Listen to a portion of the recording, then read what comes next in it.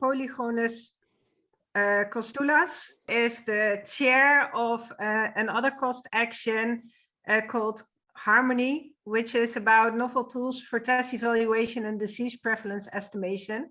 And Polychronis already told something about cost action and the methods that he that were included previously in our meeting in Zurich, if I recall correctly. And today he's going to present a little bit more information to our group, but also to others who are interested. So without further ado, I will give the floor to you, Polychronis, to start your presentation, and I will set my mic to mute. Okay. Thank you very much, Inke. In fact, thank you very much for two things. The first thing is for this invitation and the opportunity to present what we're doing in our cost action. But perhaps most important than this invitation, I have to say that our action is a year younger than your action. And the reason for applying and creating this action was initiated from your action. Okay, so I was first involved, and I'm still involved, but not as much as I were in the beginning in sound control. And the idea of constructing what we did in the next year came from what you did 1 year earlier. So this action is, in essence, a child of sound control. Okay, so this is perhaps more important than what I'm going to describe in the next few minutes. As Inge correctly said, this is about novel tools for test evaluation and disease prevalence estimation. In this action, we are focusing on the methods rather than a specific species as you do in sound control, correct? The first thing that perhaps I should explain, because it's not rather straightforward, is why we're using Harmony as our acronym. And we're using Harmony as our acronym because all these methods that we're dealing with in our action why are we dealing with these methods? Because all these methods have the objective to give ways for the different countries to make disease incidence and prevalence comparable between different sampling designs and sampling schemes. Because every country and sometimes even within the country, different regions collect data in their own ways. And you cannot really, sometimes it's like comparing apples with oranges. So somehow we need to have methods that adjust for these different methods of sampling and testing so as to have comparable disease estimates. And this is what we do. And we do this for life sciences in general. We are not restricted in veterinary science. We also have 25 of our colleagues are from medicine, 15% from life sciences, and 45% approximately from the veterinary world. So the objective is to have, at the end of action in 2023, to have a complete toolbox of all the methods that interested scientists can use to be able to compare prevalence and incidence estimates that come out from different testing and sampling schemes. That's the idea behind Harmony. We have, to do this, we have an emphasis on what we call Bayesian ladder class models. A large part of our MC members are experts in Bayesian models. And obviously, the difficulty in applying these methods has to do with how difficult it can be to implement Bayesian methods. That's why one of the main objectives of our action is to provide user-friendly tools so that even non-experts in Bayesian analysis can use them to analyze their own data. And you will see in the next slides what we have done towards this direction. Another problem with Bayesian methods is that there is a gap between what experts are doing and what interested parties are need. So we have promoted stakeholder engagement in our action. We want to hear from the people that are interested in these methods what we need to do for them, okay? Because sometimes, and this is something that I have experienced several times in the last 15 years, these methods look like a self-fulfilling prophecy. This is not what we want to do. So in our schools and workshops, we have input from non-experts that perhaps are interested in these methods, and we try to listen to what they're saying so as to provide solutions to the problems they have, rather than trying to force priors and do what we want to do without disregarding what they really need. And to achieve this further, we are also planning from this point on, because it's the second year of our action, to create separate training opportunities for policymakers and stakeholders. Of course, for all of these, we have a free online data resource repository where you can find all these methods with exams and all the training material. And hopefully at the end of this action in 2022, we will have an International Society of PLCMs in life sciences. And this will come together with the first conference of this society. This is a goal that we hope to achieve. We have a committee in place that is planning on the structure of this society, and I really hope that we will be able to organize this at the end of our action. Just a remark about what is Bayesian analysis in general. I'm not going to say much. I'm just going to say that Bayesian analysis is not magic, but there is a difference.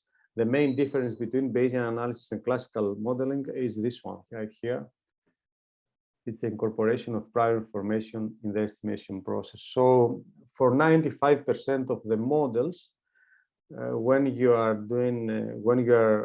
preferring a Bayesian approach, you are not getting rid of any assumptions for 95% of them. You just have the opportunity to get a posterior estimate that is sort of a weighted average between the information in the data and the prior that you have specified. So this is the main difference between classical statistics and Bayesian analysis. Of course, there are certain cases, several instances, I would say, where there are models that cannot be implemented in the classical approach, and you need to follow the Bayesian perspective. And of course, in this case, you are doing this because you can also relax certain assumptions. But for the 95% of the cases that we are using Bayesian analysis, we are doing this because it allows for the incorporation of prior information in the estimation process. To give you a simple example, if you are doing linear regression, all the assumptions underlying linear regression in classical modeling should also apply in the case of Bayesian analysis. But you just have the advantage of incorporating prior in the process. So what are we dealing with in this action? 4 things: diagnostic accuracy with the use of Bayesian large class models. And this is the first step, of course, because this gives you sensitivity and specificity estimates, which you need in order to go to the second step, which is true disease prevalence estimation. Together with true disease prevalence estimation, essentially the same models can give you the third step, which is proof of disease freedom models. The modeling framework, the way I see it, at least, is the same. And from the posterior Bayesian distributions, you can also estimate the probability of disease freedom. And one final step that we added after the COVID-19 pandemic erupted is the development and implementation of early warning systems for epidemics, which can also be applied in the field of syndromic surveillance, which is, of course, of great importance in the case of veterinary science and veterinary epidemiology. So mainly when we're talking about diagnostic accuracy studies with the use of Bayesian large class models, we are discussing hybrids of the Hugh and Walter paradigm. In this link, you can find a short video explaining the basic the basic idea behind Huey and Walder. I'm not going to get into details. The idea is that you don't use a golden standard, but rather you estimate sensitivity and specificity of all tests involved based on the cross-classified results of the tests. This is what happens when you are dealing with dichotomous test results. When you want to analyze the continuous test responses, there are also different Bayesian mixture models that you can use to perform ROC analysis and select cutoffs, estimate sensitivity and specificity, etc., etc. In relation to the second approach, you can also add covariates, and recently we can also have machine learning algorithms and hidden Markov chain models that can be used to serve the same purpose. These are the four main areas we are developing or giving training. These are the models that we have been giving training for, and we will continue doing so in the next 2 years as far as diagnostic accuracy is concerned. And this is one example of what appeared in the American Journal of Epidemiology. It was about estimating the diagnostic accuracy of real-time PCR and lateral flow immunoassay tests for COVID-19 using Bayesian ladder class models. And this, as I said, appeared in the American Journal of Epidemiology.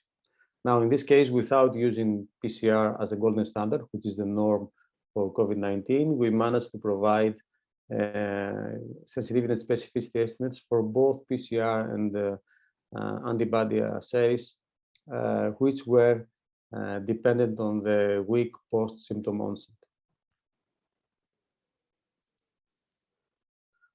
Now, the second thing, once we have estimated the sensitivity and the specificity of the tests, the second thing that you can do is estimate the true prevalence of disease based on the simple beta binomial model, or going up all the way, adjusting for structure. By structure, I mean what you see in this slide.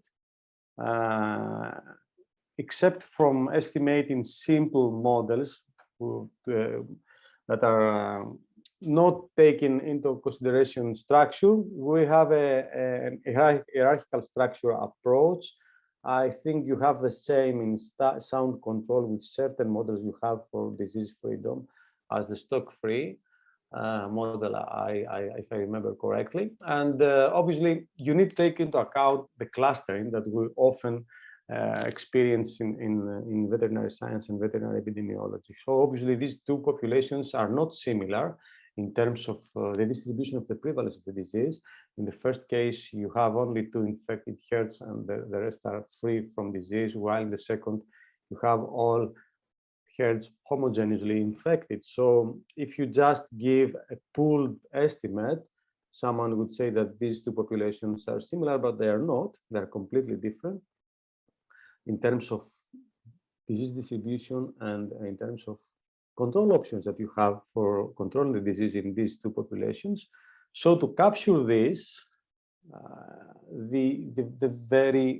the final model we have is this model that estimates the true prevalence of disease at the different levels of hierarchy, from the country level to the region level to the herd level, and finally within infected herds, you get to have disease prevalence estimates at the animal level. So this is the full hierarchical structure. Depending on the distribution of the different levels you have, you can omit the region, for example, or the group, depending on how your population is structured. For example, we did this recently in India. So in India, you didn't have for cows in India. Okay, in India, we didn't have the meaning of herd as we have it in Europe, because so instead of herd, we have the cluster at the village level, because yes, you had 15, 20 herds within each village, but essentially this was one cluster, one entity that you should consider as a herd. So and we had an extra level in the region because we had regions and sub-regions which were more important, and then we had villages rather than having individual herds. So this is an indicative structure that you have to adjust in the population that is under consideration. And of course, these methods are a bit complex. For all these methods, we have online available code in JAGS and R. We have also all training material there, as you have in Sound, of course. And recently, we have also developed this tool. So once you have seen the material, if any one of you has data and wants to analyze without being an expert in Bayesian analysis, they can use the priors to analyze the data and get true prevalence estimate. This article has just been accepted and application to BMC medical research methodology and will appear hopefully in the next 15 days. So I didn't say anything about disease freedom because the way I see this, and I'm sure that certain people in your consortium would disagree on this, but if you have a proper model for the for estimating true prevalence, you can use the same models if you have 0 observations to analyze and get an estimate for the probability of disease freedom. So essentially the same models that are used for disease prevalence estimation, I believe and I think that can be used to estimate the probability of disease freedom. So essentially the same modeling approach is useful for estimating as well probability of disease freedom and proving absence of disease, because when we're talking about disease freedom, perhaps a more proper definition would be proof of disease absence, because you can never be certain whether disease is present or not, but you have absence of evidence for disease presence. Perhaps this is a more appropriate expression. So essentially the same models that we're using for true disease prevalence are the models that we can also use with slight modifications for estimating freedom of disease, and at different levels of hierarchy again, of course. Okay, so you have proof of disease freedom at the animal level, proof of disease freedom at the herd level, proof of disease freedom at the region level, and proof of disease freedom at the country level.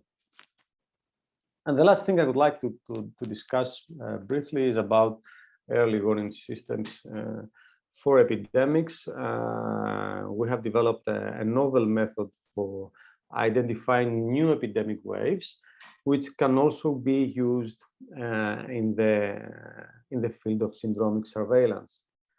This is a method that is not specific, but gives you an early warning that something may be going wrong, and then you have to go into the field and investigate if something is wrong and intervene to control what's happening, or say that okay, that's a false alarm. So this is what we call we have developed a tool that is called the Epidemic Volatility Index, and it's based on the volatility of the newly observed cases of whatever you count, whether it's specific number of positive in the case of COVID-19 where we applied it, or whether it's specific number of new syndrome cases observed if you're out there trying to detect a syndrome. So if I briefly explain how this works, so in this case you have the number of new cases of whatever you have decided to follow through, to keep record, and as you can see, once you have observed several cases, let's say the first 10 days of something, you can start calculating a standard deviation for these 10 days, and then you keep moving forward as you observe new cases. You keep moving forward and estimating a rolling standard deviation. And you're doing this, and once you have done this 2 times, okay, you can calculate the relative change in the standard deviation. This is what we call the epidemic volatility index. So by moving this forward again and again, you keep calculating rolling standard deviations and the epidemic volatility index which is the relative change between two consecutive standard deviations. This is essentially what this is about. And as you can see, even though you are not observing any change, any significant change in the number of cases or in the standard deviations, you do have some volatility in the relative change, the epidemic volatility index. So, okay, here you have a significant peak in the volatility index, which does not seem to be related, at this point at least, to any change in the number of cases or the calculated standard deviations. But if you go a bit further, you will see that this is essentially an early warning for an upcoming epidemic wave that appeared 35 days later. So we believe that we have found a new simple statistical tool for giving an early warning in the case of epidemics or syndromic surveillance. This is the publication that came out of it.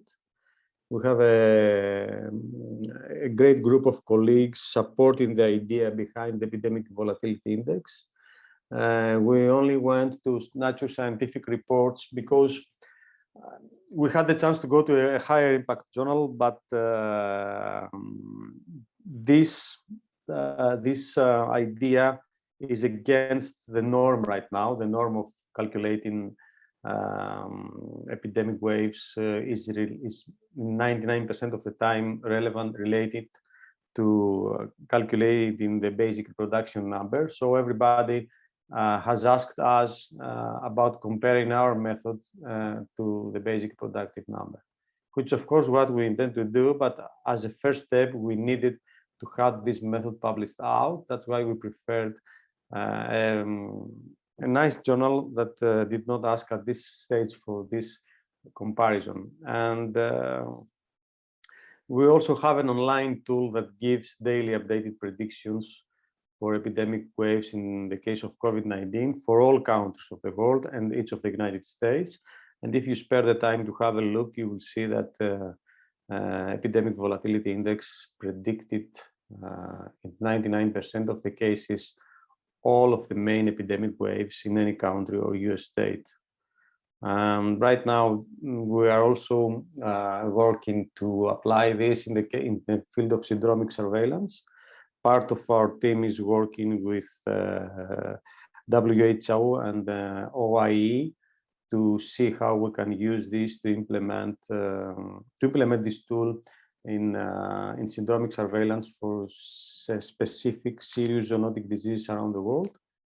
And we're also doing some research on this at the local level in collaboration with local hospitals in Greece. And we're also planning to apply this for under EU-funded projects. Of course, we are open to suggestions, and if actually this is what we are looking for.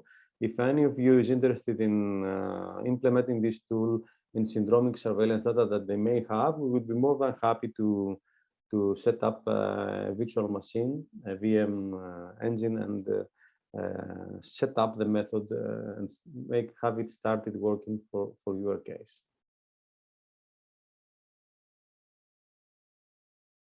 So these are the 4 things that we have been doing in the last 4 years. In 2020, it was the first.